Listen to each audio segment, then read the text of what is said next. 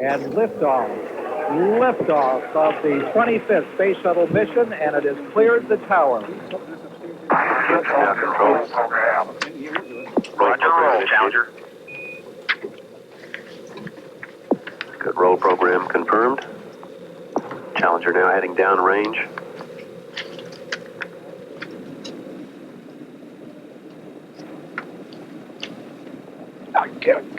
Engines beginning throttling down now at 94%. Normal throttles for most of the flight, 104%. We'll throttle down to 65% shortly. Engines at 65%, 3 engines running normally, 3 good fuel cells, 3 good APUs. Velocity 2,257 feet per second. Altitude 4.3 nautical miles. Downrange distance 3 nautical miles.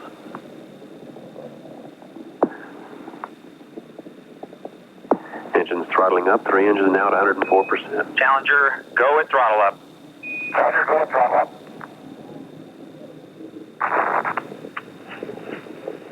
1 minute 15 seconds. Velocity 2,900 feet per second. Altitude 9 nautical miles. Downrange distance 7 nautical miles. Those are the parents, Ed and Grace Corrigan, the parents of Krista McAuliffe. It appears at this point they don't know what has happened, but others, of course, realize that something seriously has gone wrong.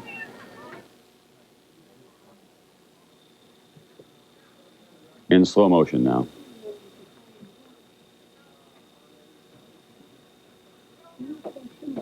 To my eye, at least, it appears that the entire external tank just came apart and became one gigantic fireball. It would have been, at that point, a bomb. To the right, you see the solid rocket booster peeling off. It appears that it was that big fuel tank that we see attached to it, the largest part of the shuttle program, that just seemed to come apart. And, of course, it is chock-a-block with volatile oxygen and hydrogen, too. Explosion of the Space Shuttle Challenger, approximately a minute and a half after launch from here at the Kennedy Space Center. I regret that I have to report that based on very preliminary searches of the ocean where the Challenger impacted this morning, these searches have not revealed any evidence that the crew of Challenger survived. The dedicated crew members of Challenger are Commander Francis Dick Scobie, Pilot Michael J. Smith, Mission Specialist Dr. Judy Resnick, Ellison Onizuka, and Dr. Ronald McNair. And payload specialists on board were Krista McAuliffe and Greg Jarvis. All early indications in the Launch Control Center, the Kennedy Space Center, have indicated that the launch was normal up to approximately 11:40 a.m. this morning, about a minute or so into the flight. Flight controllers in the Launch Control Center here and in the Mission Control Center in Houston were polled immediately after the explosion, reported that they did not see anything unusual up to that point.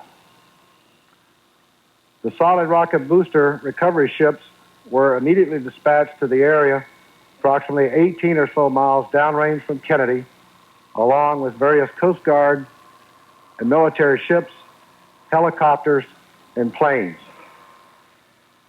I have taken an immediate action to form an interim investigating board to implement early activities in this tragedy. Data from all of the shuttle instrumentation, photographs, launch pad systems, hardware, cargo, ground support systems, and even notes made by any member of the launch team and flight ops team are being impounded for study.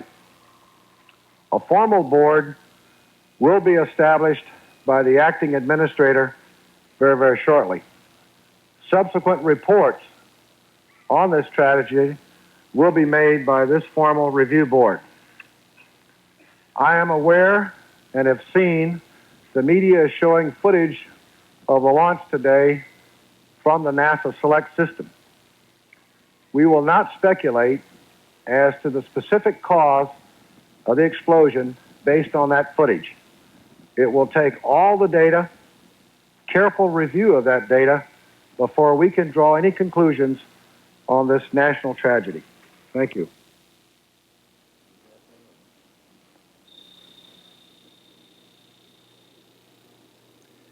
Ladies and gentlemen, I'd planned to speak to you tonight to report on the State of the Union. But the events of earlier today have led me to change those plans. Today is a day for mourning and remembering. Nancy and I are pained to the core by the tragedy of the Shuttle Challenger. We know we share this pain with all of the people of our country. This is truly a national loss. 19 years ago, almost to the day, we lost 3 astronauts in a terrible accident on the ground. But we've never lost an astronaut in flight. We've never had a tragedy like this. And perhaps we've forgotten the courage it took for the crew of the shuttle. But they, the Challenger 7, were aware of the dangers, but overcame them and did their jobs brilliantly. We mourn 7 heroes: Michael Smith, Dick Scobie, Judith Resnick, Ronald McNair, Ellison Onizuka, Gregory Jarvis, and Krista McAuliffe. We mourn their loss as a nation together. To the families of the 7, we cannot bear, as you do, the full impact of this tragedy. But we feel the loss, and we're thinking about you so very much. Your loved ones were daring and brave, and they had that special grace, that special spirit that says, "Give me a challenge, and I'll meet it with joy." They had a hunger to explore the universe and discover its truths. They wished to serve, and they did. They served all of us. We've grown used to wonders in this century. It's hard to dazzle us. But for 25 years, the United States space program has been doing just that. We've grown used to the idea of space, and perhaps we forget that we've only just begun. We're still pioneers. They, the members of the Challenger crew, were pioneers. And I want to say something to the school children of America who were watching the live coverage of the shuttle's takeoff. I know it's hard to understand, but sometimes painful things like this happen. It's all part of the process of exploration and discovery. It's all part of taking a chance and expanding man's horizons.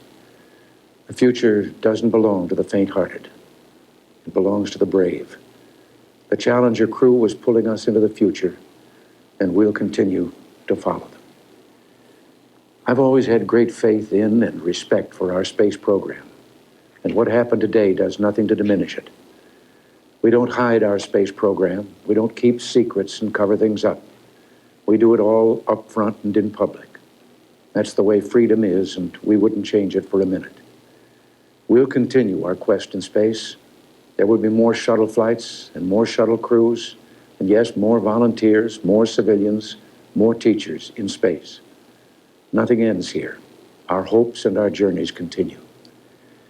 I want to add that I wish I could talk to every man and woman who works for NASA or who worked on this mission and tell them your dedication and professionalism have moved and impressed us for decades, and we know of your anguish. We share it. There's a coincidence today.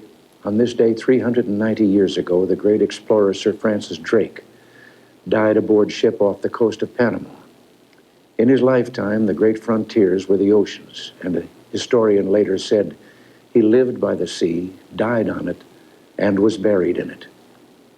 Well, today, we can say of the Challenger crew, their dedication was, like Drake's, complete. The crew of the Space Shuttle Challenger honored us for the manner in which they lived their lives.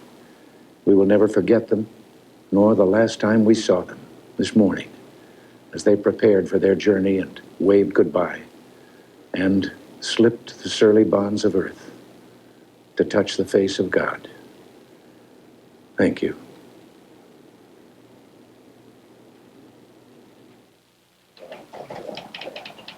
Live from the White House in Washington, D.C., the President. And look at that and assess that in great detail. I do not have any detailed reports right now on debris. Bruce Nichols. Mr. Moore, with all the delays that you experienced last week, the delay again this week, Was there any pressure building at all to try to get this one off the ground? Was the pressure up there? And who made the final decision to go or no go? There was absolutely no pressure to get this particular launch off. We have always maintained that flight safety is our top priority consideration in the program, and we look at the status and readiness of the systems based on that. We thoroughly reviewed the activities over the weekend and yesterday, and continually reviewed the status of Challenger right up until launch this morning. All of the people involved in this program, to my knowledge, felt that Challenger was quite ready to go, and I made the decision, along with the recommendation from the team supporting me, that we launch.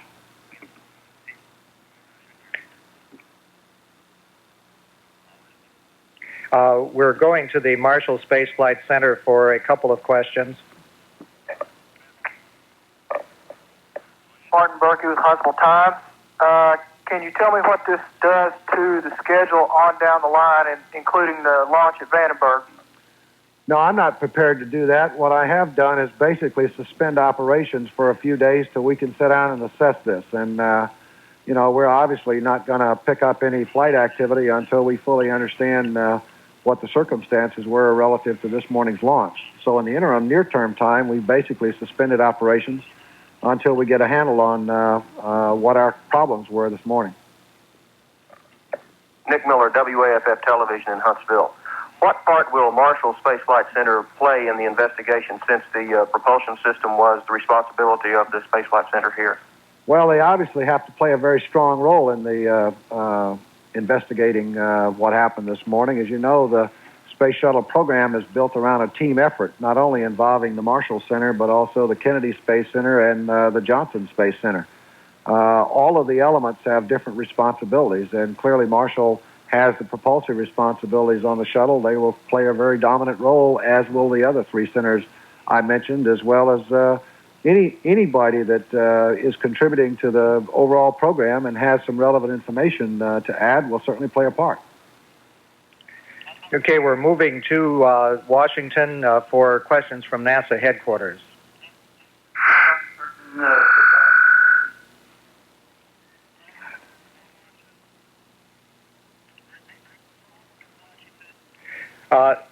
Okay, there is a problem with our audio circuits to Washington. We are going to the Jet Propulsion Laboratory in Pasadena. Bill Hines of the Chicago Sun-Times. Mr. Moore, in your opening remarks, you mentioned the appointment of this interim review board and said that it would be making statements from time to time. Not to put any adverse interpretations on this, it sounds a little bit like a news blackout, and I'm wondering if your objective is to consolidate information, what will be the point of issue of all those announcements in the future? And are other people not involved in that review board forbidden to talk? Well, let me correct your statement. First of all, I said that I had appointed an interim review board. That interim review board is composed of the senior members of the NASA team here to take immediate actions on impounding data. The acting administrator is expected to appoint a formal review board very shortly, and it will be left up to that review board in order to determine its progress reports in terms of their findings. What we have done here today is to move very quickly so that all relevant data could be impounded and all actions that are needed to be taken in order to preserve as much information as we can on the circumstances of this morning can be preserved. And that's the nature of the work that I've implemented today, and I expect a formal board to be established very, very shortly, within the next day or so, by the acting administrator. This is Roy Neal, NBC News. Jeff, you've said, I believe, that future flights are temporarily frozen. The United States space program, as a result, is at a halt. Now, based on your experience, how long would you estimate that this investigation will take? 6 months, a year, before you get back in business? Roy, it is, as you know, it is very difficult to estimate that time. It's going to be a function of what the board finds were the difficulties today and what corrective actions have to be taken before we feel confident and feel safe to fly again. And I clearly am not in a position to speculate today the length of time involved in making that determination. It will be done just as quickly as we possibly can, but also as prudently as we possibly can and as thoroughly as we possibly can. One more question from JPL. Bill Hines again. I've got to follow up on that first question of mine. I understand now that there will be announcements made after the permanent board is appointed. Is that correct?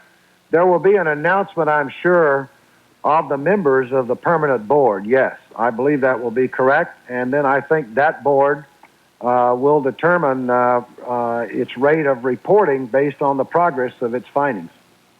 Okay, we're going next to the Washington NASA headquarters. Are there any indications of sabotage or attack on the shuttle? I'm sorry, we didn't read that question. And while they're repairing that circuit to Washington, we'll go to the Goddard Space Flight Center in Maryland. Mark Weaver, WBAL Radio in Baltimore. Has this raised any questions about how reliable the space shuttle is? Might there just be too many things that could go wrong with a vessel this complicated? Well, that question, I'm sure, will be asked, and I don't want to speculate on that at this point in time. That's certainly a logical question for somebody to ask. Ken Terrell from WDVM in Washington. Were there any unusual weather conditions aloft or any unusual weather conditions during the launch? None that we observed that I recall. We did put up some weather balloons early this morning. We did look at load conditions as we normally do, and the winds aloft looked good. We didn't have any exceedances as far as our load indicators are concerned, to my knowledge, and we thought everything was in good shape for a launch this morning. Mr. Moore, I.J. Hudson from WRC-TV. Has it become a problem that you have been too good in the past, that the American people have seen flawlessly perform missions on TV almost routinely, and that something like this happens all of a sudden, it hits home even harder? Well, I don't know how to answer your question specifically. We always strive in every flight that we perform to be as reliable and as safe as we possibly can, and to do everything that we can